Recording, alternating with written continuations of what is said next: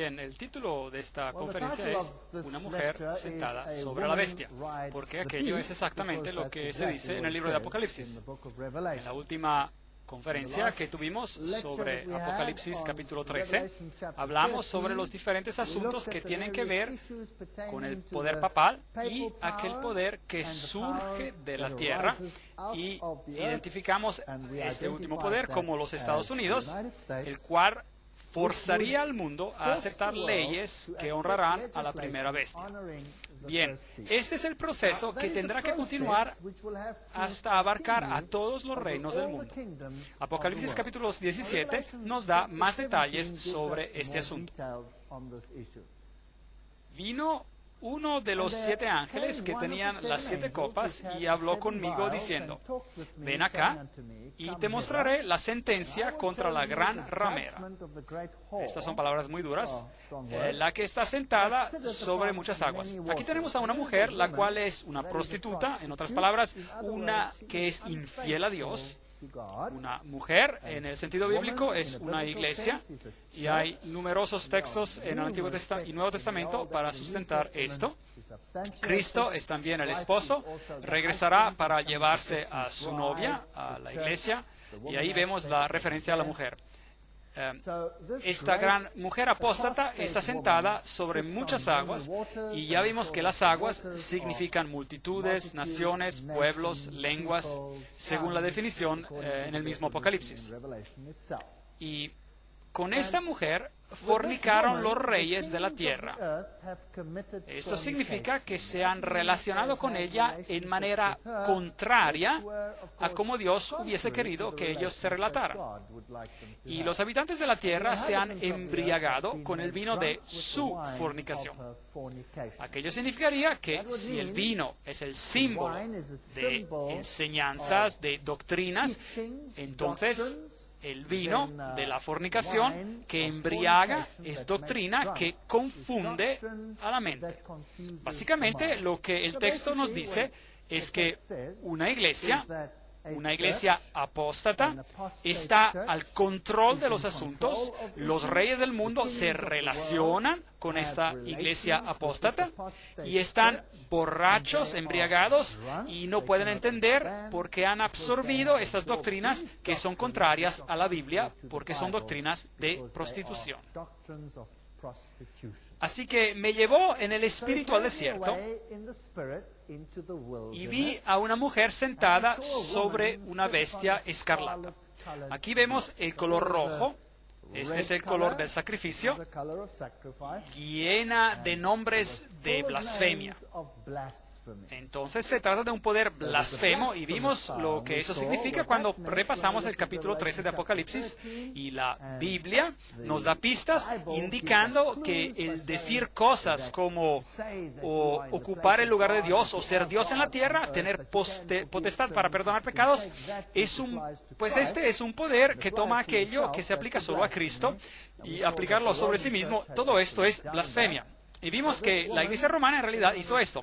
Entonces esta mujer que está sentada sobre una bestia escarlata llena de nombres de blasfemia, que tenía 7 cabezas o 10 cuernos. Una vez más, este es el símbolo que vimos en el capítulo 13 de Apocalipsis. Si contamos las cabezas que hay en todas las bestias de Daniel capítulo 7, encontraremos que hay 7 cabezas ahí también.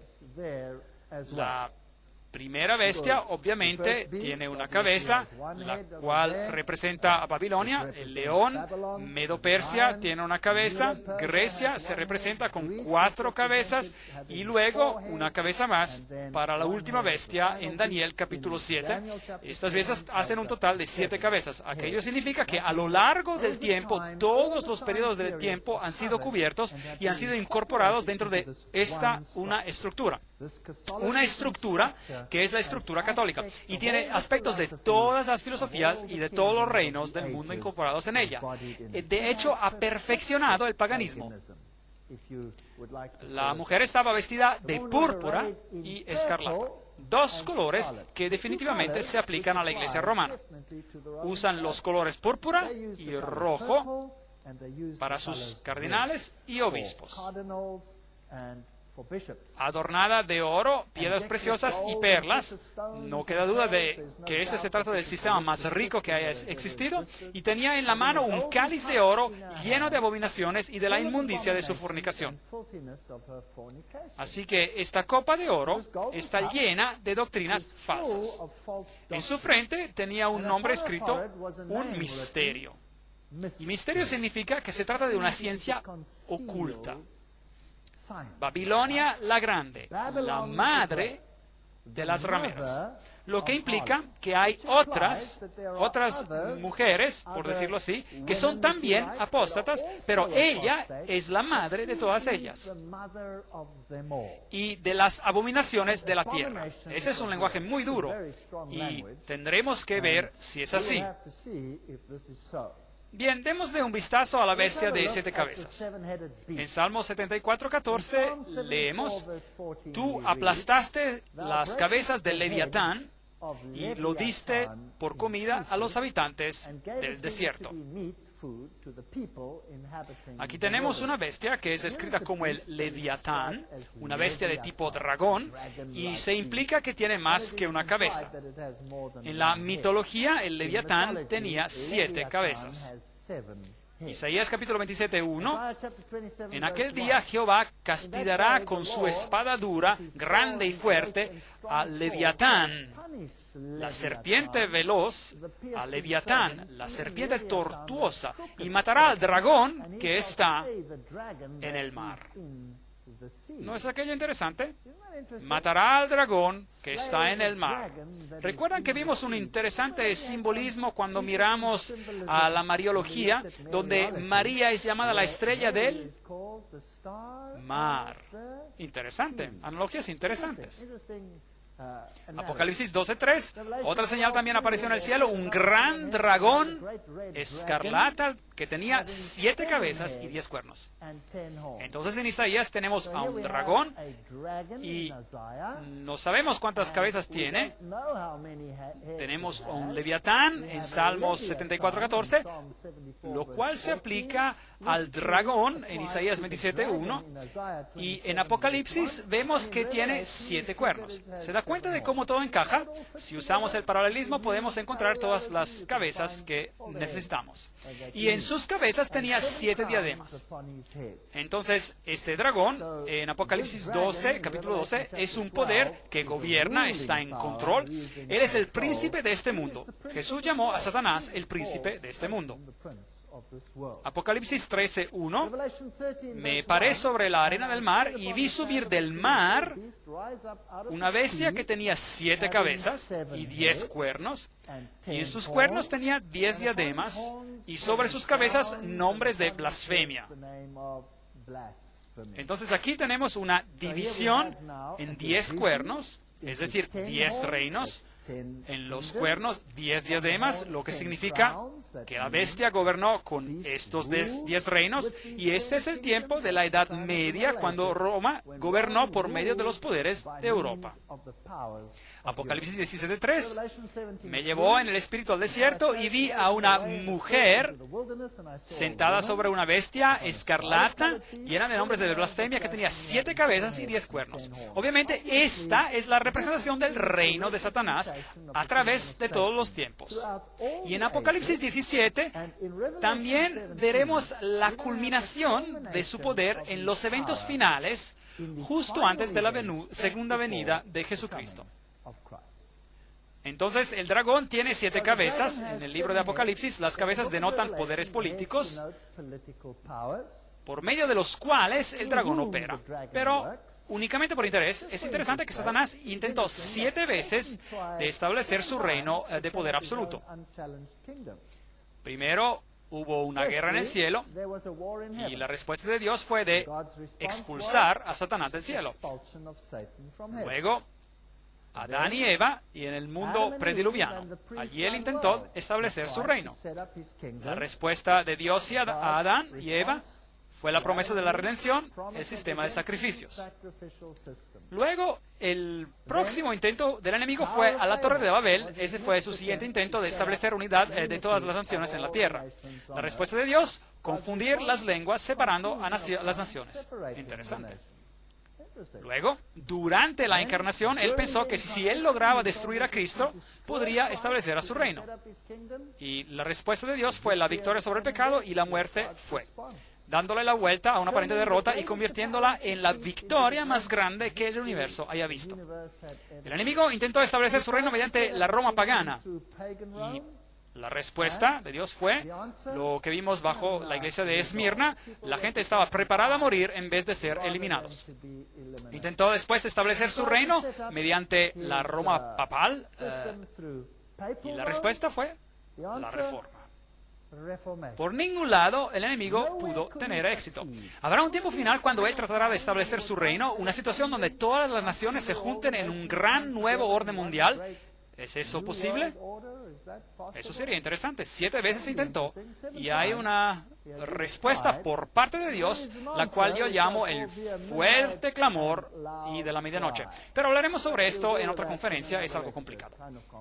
Apocalipsis 12:3 dice, otra señal también apareció en el cielo, un gran dragón escarlata que tenía 7 cabezas y 10 cuernos, y en sus cabezas tenía 7 diademas. Este poder entraría en guerra contra otro sistema en la tierra. Obviamente, sistema que representa al pueblo de Dios. Entonces hay un dragón que ataca a la mujer vestida de blanco, y esta guerra continuará hasta la venida de Cristo, según nos dice la Biblia. Entonces esta criatura que encontramos en Apocalipsis 13, que salió del mar, nos dice ¿cuáles son los atributos de la autoridad papal? Este es un sistema que tiene todos los atributos del cuerno pequeño en el capítulo 7 de Daniel. Entonces es el mismo sistema y nos dice que tiene componentes de Medo-Persia, porque tiene patas de oso, tiene la filosofía griega en ella. De hecho, toda la teoría de la evolución está basada sobre la filosofía griega. De allí se puede rastrear.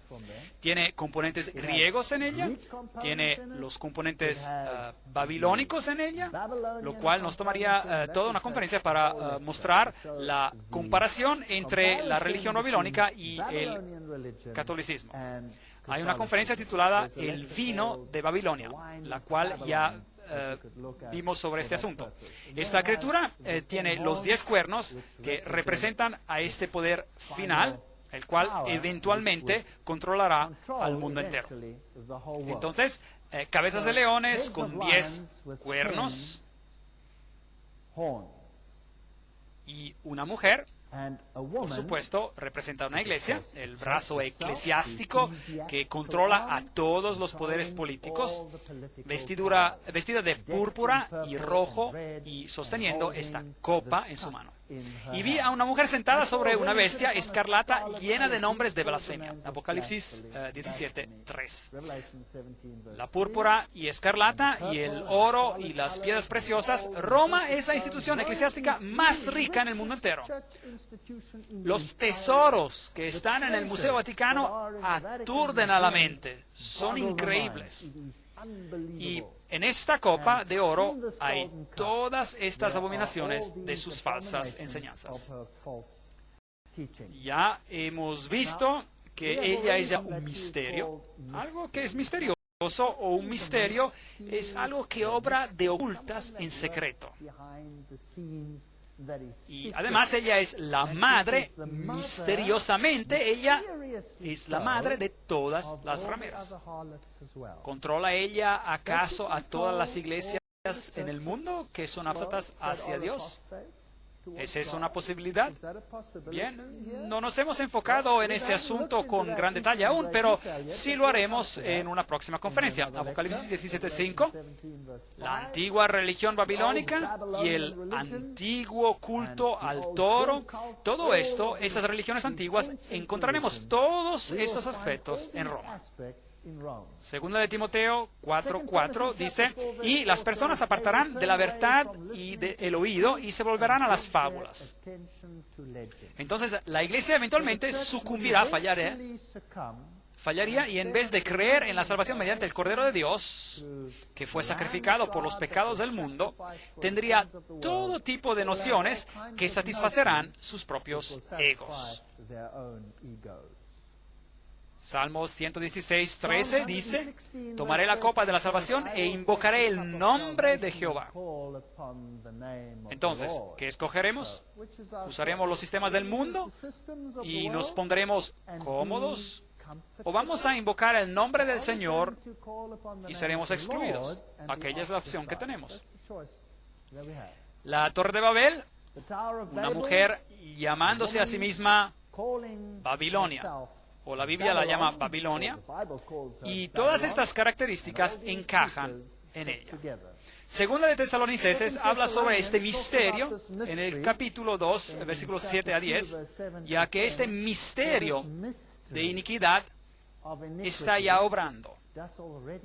Este obrar de manera oculta ya estaba en efecto en el tiempo cuando esto fue escrito. Cuando Pablo escribió estas cartas, este poder ya estaba obrando. Ahora, aquí hemos tenido conferencias donde vimos a los padres de la iglesia temprana con sus ideas gnósticas corruptas. Y las encontramos en todos los escritos masónicos del obispo de Alejandría, de Constantinopla, y todos estos con las ideas de Orígenes. Entonces este poder estaba obrando inclusive en los tiempos de Pablo. El gnosticismo se estaba sublevando, creciendo. De hecho, Elifas Levi nos dice que Simón Magos fue el padre del movimiento gnóstico moderno dentro de la misma iglesia. Entonces este misterio estaba obrando en el tiempo de los apóstoles. Solo que hay quien al presente lo detiene hasta que él a su vez se ha quitado de en medio. Y entonces se manifestará aquel impío a quien el Señor matará con el espíritu de su boca. ¿Qué significa eso? Y destruirá con el resplandor de su venida. Y como dice en la Reina Valera antigua, a aquel inicuo cuyo advenimiento es según operación de Satanás, con grande potencia y señales y milagros mentirosos, y con todo engaño de iniquidad en los que perecen, por cuanto no recibieron el amor de la verdad para ser salvos. Un texto poderoso. Y habla sobre las circunstancias del surgimiento de este sistema del anticristo. Y nos dice además que había algo reteniéndolo. Entonces, básicamente podríamos leer esto así. Aquel que lo retiene será quitado de alrededor del medio, y entonces el impío será revelado. Así que hay algo que lo está reteniendo al sistema, el cual ya está obrando en los tiempos de Pablo, pero sería quitado y luego este sistema apóstata surgiría. Obrará con milagros mentirosos y con todo engaño de iniquidad, y engañará a todo el mundo, quitando a la gente de la verdad, o a la verdad. Veamos esta tremenda referencia en los escritos de Pablo con respecto al hombre de pecado. Con respecto a la venida de nuestro Señor Jesucristo y nuestra reunión con Él, os rogamos, hermanos, que no os dejéis mover fácilmente de vuestro modo de pensar, ni os conturbéis, ni por espíritu, ni por palabras, ni por carta, como si fuera nuestra, en el sentido de que el día del Señor está cerca. Jesús aún no está para regresar, dijo Pablo. Jesús no está aquí como algunos de ustedes piensan. Aún no regresará. No regresará pronto. Nadie os engañe de ninguna manera, pues no vendrá ese día sin que antes venga la apostasía y se manifieste el hombre de pecado. Entonces, la venida de Jesús no se hará hasta que venga la apostasía y se ha revelado el hombre del pecado, el hijo de perdición. Una palabra muy interesante. El hijo de perdición solo se usa 2 veces en la Biblia. ¿Sabían eso? Solo 2 a 2 se los ha llamado hijos de perdición. El uno es este hombre de pecado, este sistema, y el otro fue Judas. Bien, ahora me gustaría preguntarle, ¿cómo traicionó Judas a Jesús? Con un beso. Entonces, ¿se presentó como uno de ellos, sí o no? ¿No es posible entonces que este sistema, el hijo de perdición, se presente a sí mismo como un representante de Jesucristo? Y traicione a todos con un beso? ¿Es esta una posibilidad? El cual se opone y se levanta contra todo lo que se llama Dios o es objeto de culto, tanto que se sienta en el templo de Dios como Dios, haciéndose pasar por Dios. Hemos visto que el papado en realidad hizo esto. Y este es el espíritu del anticristo, el cual vosotros habéis oído que viene y que ahora ya está en el mundo. Primero de Juan 4:3. Entonces este poder estaba obrando en el tiempo de Juan y en el tiempo de los apóstoles. No se trata de un poder futuro que, como muchos creen, vendrán al mundo en algún momento en el futuro, como enseña el futurismo alrededor del planeta. Sigue Pablo. ¿No os acordáis que cuando yo estaba todavía con vosotros os decía esto? Y ahora vosotros sabéis lo que lo detiene, a fin de que a su debido tiempo se manifieste. Entonces, Pablo les dijo, yo les dije que algo estaba deteniendo al anticristo, evitando de que se desarrolle. Y ustedes saben lo que es. Ya está en acción el misterio de la iniquidad. Solo que hay quien al presente lo detiene, hasta que él, a su vez, se ha quitado de en medio. Otra traducción dice, hay uno que está deteniendo a aquel mal hasta que él se ha quitado de en medio. Entonces algo estaba preveniendo que este poder surgiera. Y cuando aquel algo se ha quitado de en medio, entonces vendrá el anticristo. Y entonces se manifestará aquel impío a quien el Señor matará con el espíritu de su boca y destruirá con el resplandor de su venida. Dios luchará contra este sistema con la palabra de Dios. Y finalmente lo destruirá con su venida. Aquella es la promesa. El avenimiento de este impío, que es obra de Satanás. Y tenemos una vez más este texto de cómo él obra. Entonces, ¿cuándo aparecerá este anticristo? Pablo les dijo que algo lo estaba reteniendo. Pero aquí no se identifica quién es este poder.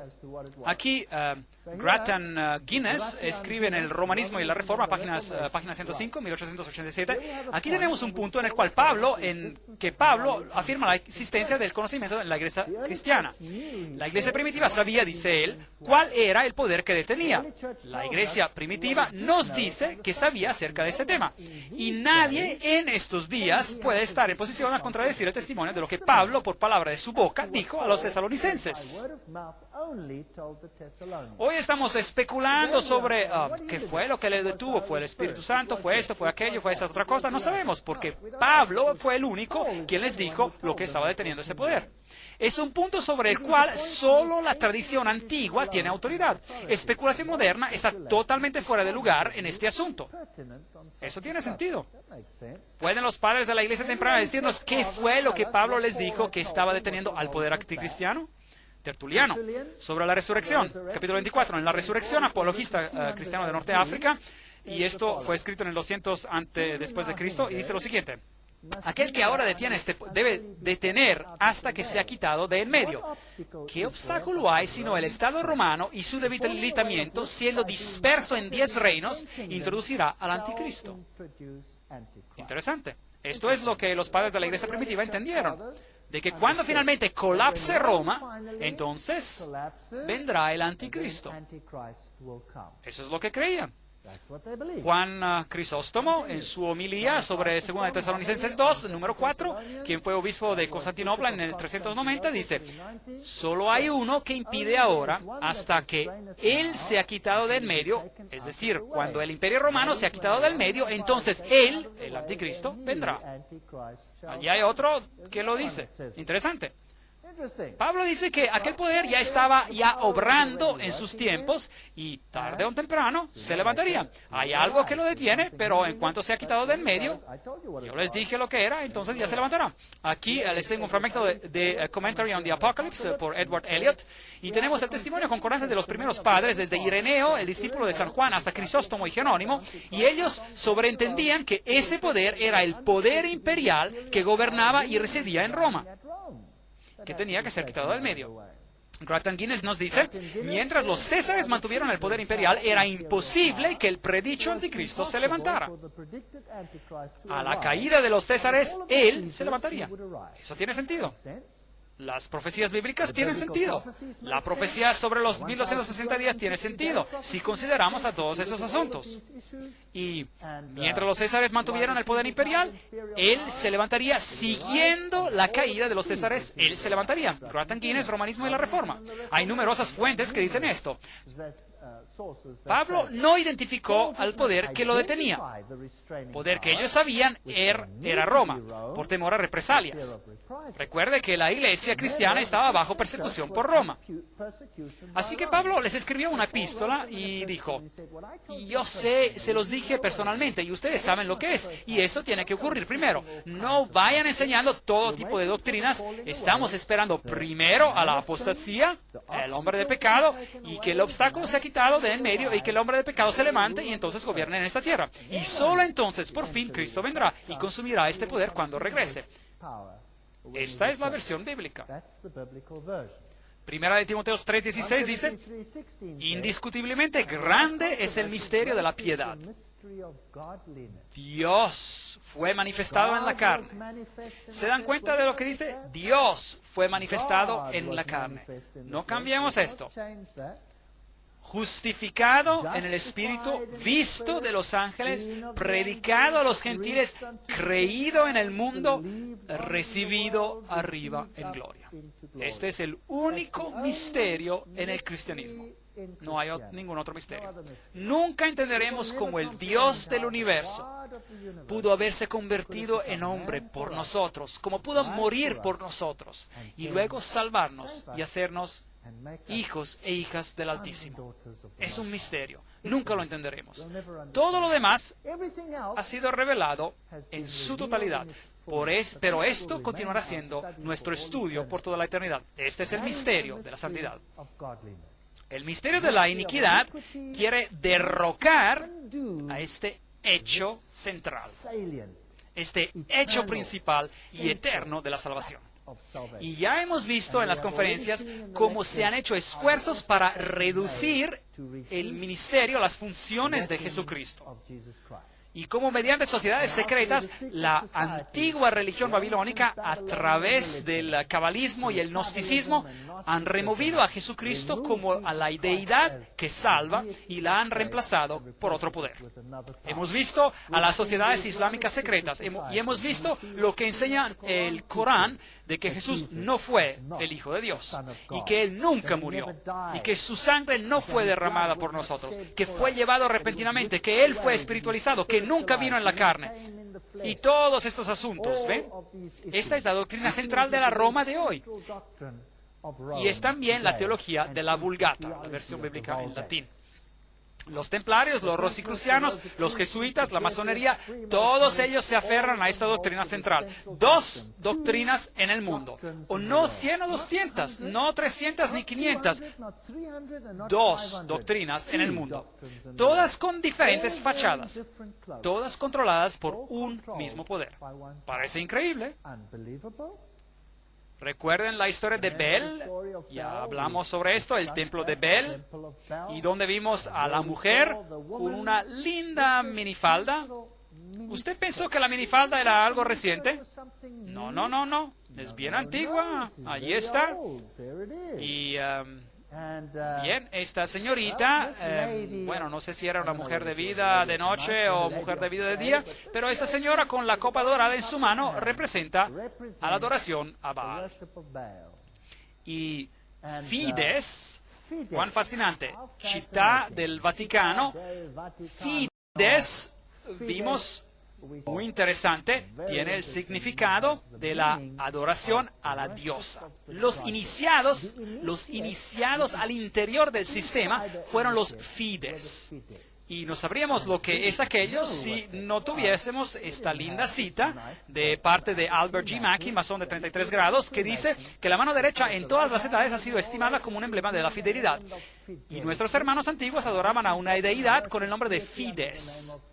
fides o fidelidad, que en ocasiones es representada por dos manos derechas unidas, lo que también hace la masonería, y a veces por dos figuras humanas agarrándose de las manos derechas. Numa fue el primero en levantar un altar a Fides, en nombre bajo el cual la diosa de los juramentos y honestidad era adorada. Las obligaciones tomadas bajo su nombre eran consideradas más inviolables que cualquiera otras. Aquí hay un misterio. Les estamos mostrando un lado, una fachada, pero en realidad enseñamos otra cosa. En Morales y Dogma, página 292 en inglés, si recuerda, vimos los símbolos secretos. Aquí teníamos la PX, la cual se encuentra en muchas plataformas de predicación, púlpitos y altares de hoy en día, y que recibe connotaciones cristianas para los de afuera, los goyim, para los catecúmenos. Pero aquí el iniciado, el informante mismo, nos dice que el símbolo representa el cetro de Osiris, entonces es la representación del miembro masculino sentado en un barco. Bien, también nos dijo que los otros símbolos que vemos acá son símbolos paganos, el Tau y esta cruz aquí, y las esvásticas o cruces gamadas de este lado o del otro, y las estrellas de David, y luego esta declaración interesante, las vestimentas del sacerdote de Horus estaban cubiertas con estas cruces, y luego tenemos la cruz de Malta. Y ya les mostré que el papado tiene esos símbolos en sus vestimentas. Y los obispos las usan también. Estos son los sacerdotes de Horus. Este es un misterio. Hay que ver detrás de las fachadas para descubrir al misterio. La mitra que ellos usan sobre sus cabezas, que hoy se ve muy parecida a esta, representa la cabeza del pescado del dios Dagon, lo cual significa Dag-on, el dios pez.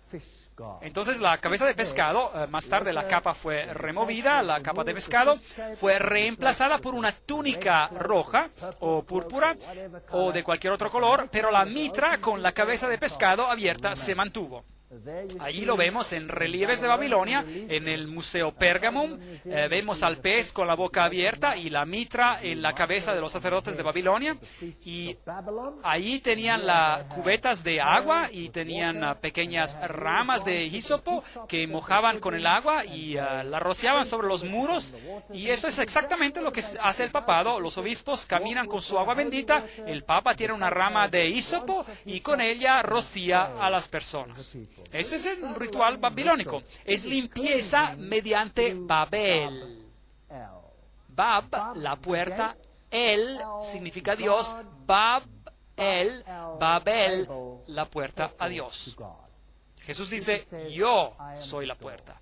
Yo soy la entrada. Jesús es la puerta. Solo hay un camino al cielo. Y aquel es reconociendo nuestro estado pecaminoso y aceptando el sacrificio vicario del Hijo de Dios, quien murió por nosotros. Aquel es el único camino hacia la salvación. Pero Babel dice, no tenemos otra puerta hacia Dios. Esta es una historia fascinante. Tendremos que darle un vistazo en otra conferencia. ¿Sabe ustedes cuántos Bab hay en el mundo hoy? Todos se llaman Bab, Sibab, Bab,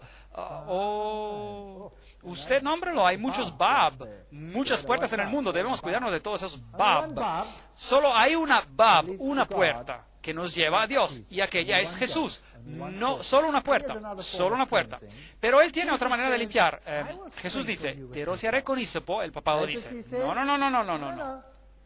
Yo lo haré. Usted será salvo mediante el sistema, no hay otra forma. Las dos ideologías chocan. Frente a los sacerdotes, la gente se arrodillaba, les besaban sus sandalias y sus anillos. Esto es paganismo. Aquí hay el símbolo de Shamash, que usted encontrará en todo lado en el mundo hoy. Es increíble donde se encuentran los símbolos de Shamash. Los gnósticos, fundados por Simón Mago, quien según Eliphas Levi se convirtió en el hechicero de Nerón. Histoire de la magie, página 189, Historia de la magia. Esas son fuentes muy prominentes. Levi, a la gente le gusta tener aquel nombre en la parte trasera de su... Bueno, ya saben, muy prominente. Y si usted va a Roma, este es un símbolo que usted encontrará allí. Se encuentra en las afueras de aquel antiguo templo pagano.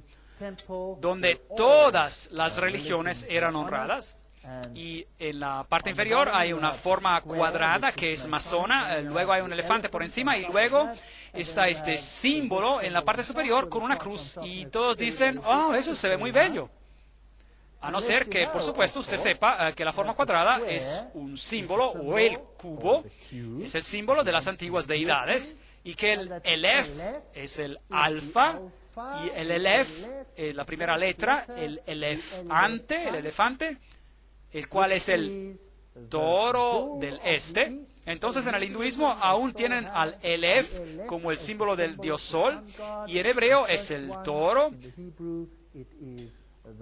Y encima la parte que le faltaba a Osiris y encima del todo se encuentra el Tau. Entonces tenemos la muestra completa de adoración pagana en este símbolo de acá en el catolicismo.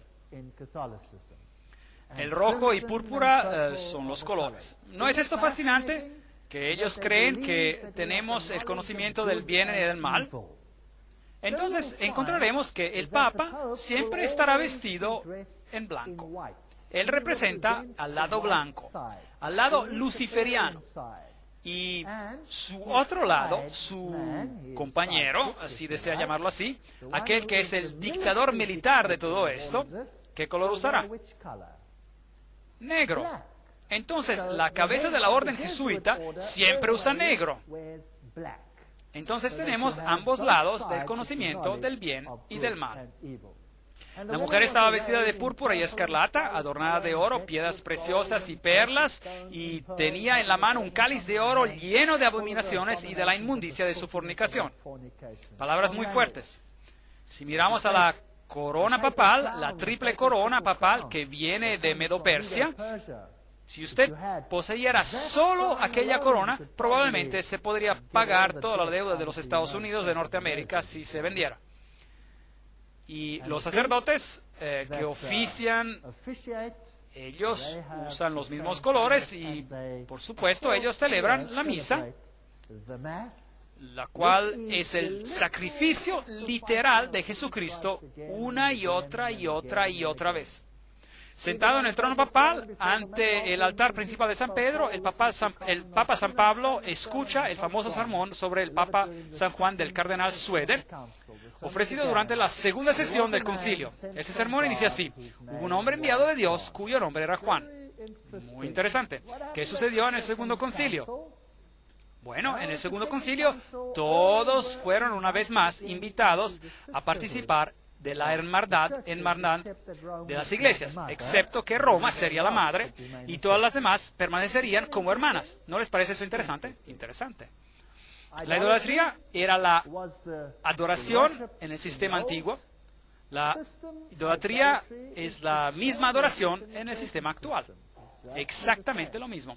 Pero la idolatría toma varias formas. La idolatría no es simplemente arrodillarse ante una estatua.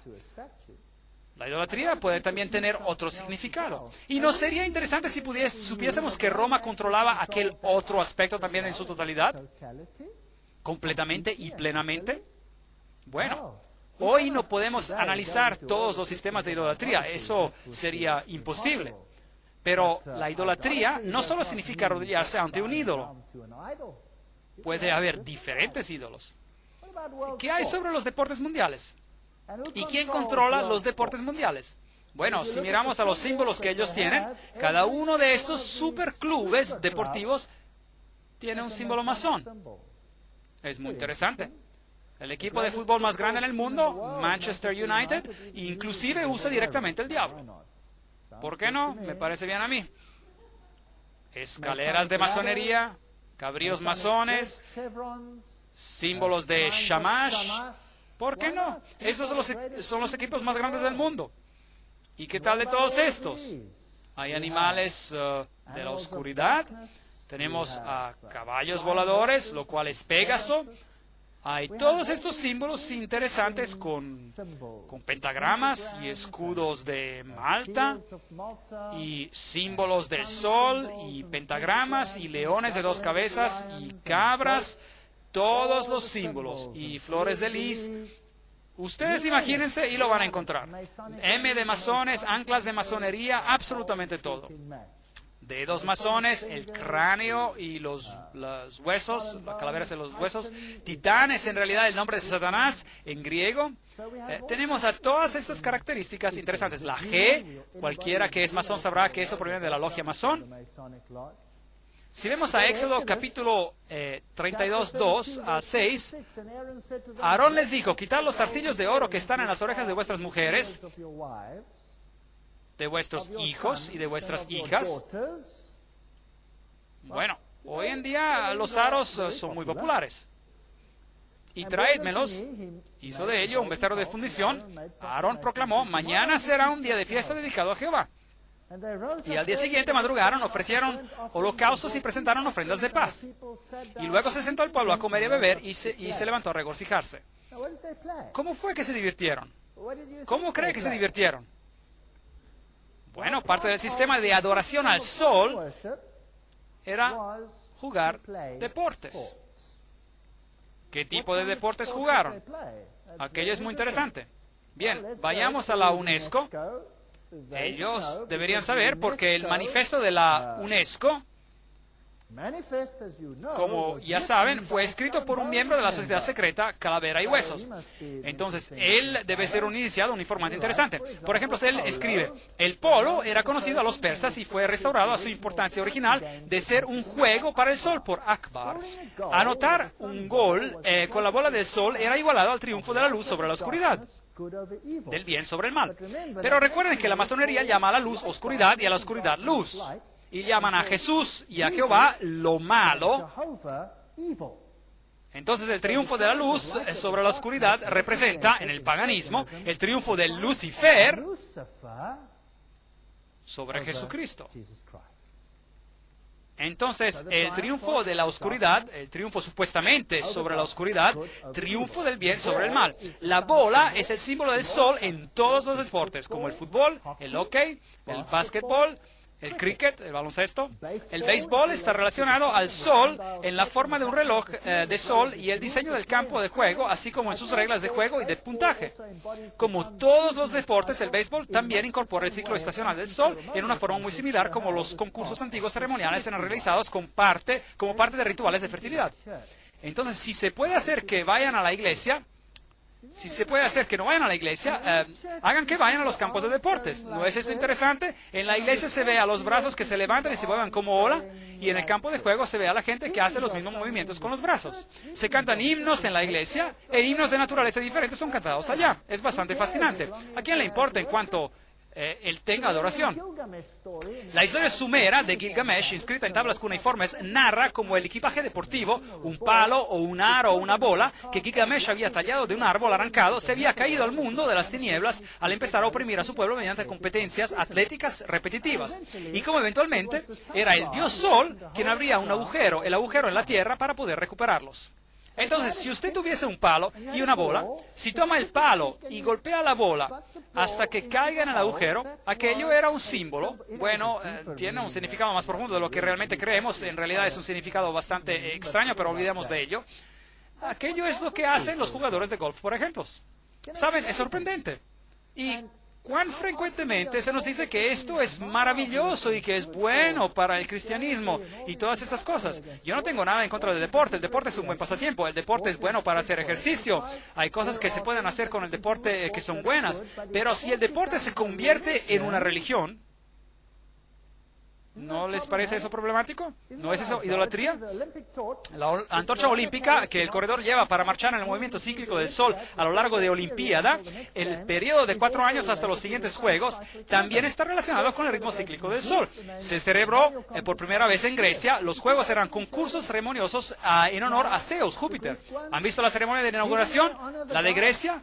¿No honraban a los dioses, sí o no? Sí. Y empezamos, les damos inicio. Bien, el sol, la luna y los demás planetas flotan por encima en los Juegos Olímpicos de Barcelona. La asociación del Sol con los deportes data desde antes de las deidades de Heracles y Apolo en Grecia, como es evidente a partir del cuento épico del héroe de los sumeros, Gilgamesh. Cosas fascinantes. Así como en el deporte, el sol era omnipresente en prácticamente todos los aspectos de la vida, ya sea el arte, la arquitectura, la filosofía, la religión, los festivales, el folclore, la danza y la música. Increíble. Tienen todos los aspectos cubiertos.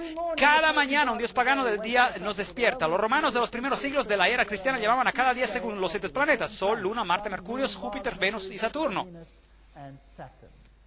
Si miramos a los símbolos de las Olimpiadas, veremos que tienen los símbolos de las deidades de Baal-Hadad, del símbolo de Baal-Hadad, Baal-Hadad, Baal-Hadad y Baal-Hadad. Aquí los encontramos por todo lado. Eso es paganismo. Aquí tenemos a un joven llevando a una camiseta muy bella de OK al Papa, y a ver qué hará con ella. Una camiseta muy bella de OK.